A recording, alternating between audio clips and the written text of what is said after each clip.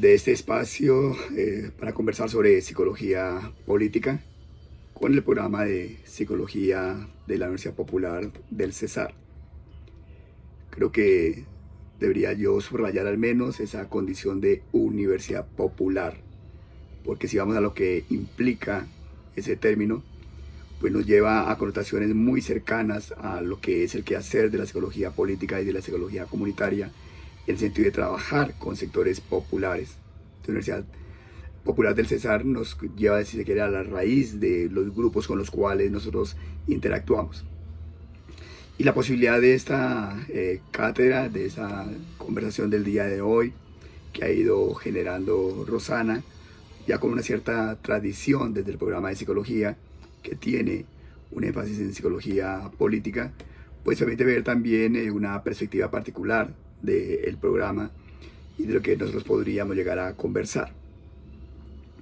Aunque es posible que ya dentro de la asignatura particular que orienta a Rosana hayan hablado algo sobre psicología política, creo que poder llegar a responder la pregunta que ella nos formula implica, al menos de mi parte, explicitar algunas ideas sobre la psicología política, ya sea para complementar lo que Rosana ha planteado en la clase o para dar argumentos si eso no hubiera sido así e igual complementar pues este momento de reflexión.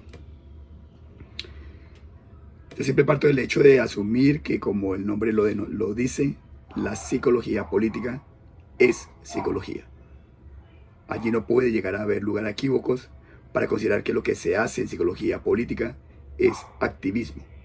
no, al menos únicamente. No se puede pensar que la psicología política lo único que hace es acción política en el término justamente de una cierta militancia en una opción política que tampoco la excluye. El énfasis está dado desde lo disciplinar en la psicología y en particular reconociendo que hay un área, por lo tanto parte de la psicología, que es la psicología política, o como Rosana lo ha planteado el día de hoy, un campo de conocimiento denominado psicología política, que no está empezando con nosotros en Colombia, que no está iniciando con nosotros a través del nodo de psicología política, sino que este campo denominado psicología política tiene ya una larga tradición en el sentido general del desarrollo europeo inicialmente, del desarrollo particular de lo que se denominó en la década del 70 la psicología política latinoamericana, y lo que al día de hoy podemos ubicar como psicología, si se quiere, en esa adjetivación de lo que puede llegar a ser la psicología política para el caso de Colombia, donde también desde hace unos 20 años empezamos a trabajar esta área.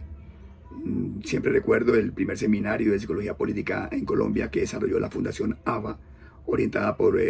Wilson López, década del 80, que es un punto de referencia, además de los textos que de forma intermitente han ido apareciendo, pero que empiezan a configurarse con más fuerza a partir de la década del 90, y que me parece a mí está gozando de cierta efervescencia en esta década del 2000. Las razones para que la psicología comunitaria, la psicología política esté como en esos elementos de sobresalir, creo que tiene que ver con el elemento del contexto que nos corresponde vivir, la posibilidad de reconocer tanto otros intereses temáticos, otros intereses vitales que desde la paz, el conflicto armado se presentan, y que requiere pues una acción directa de parte de nosotros como psicólogos. Tiene que ver también en ese sentido con el surgimiento de nuevas generaciones de estudiantes, nuevos sujetos que se interesan por unas cosas distintas al querer ser a través de la psicología una emulación del médico, y reconocen que la psicología tiene su propia característica, que no se agota únicamente en la psicología clínica, que no se agota únicamente en la psicología laboral como opción de trabajo, sino que tiene alternativas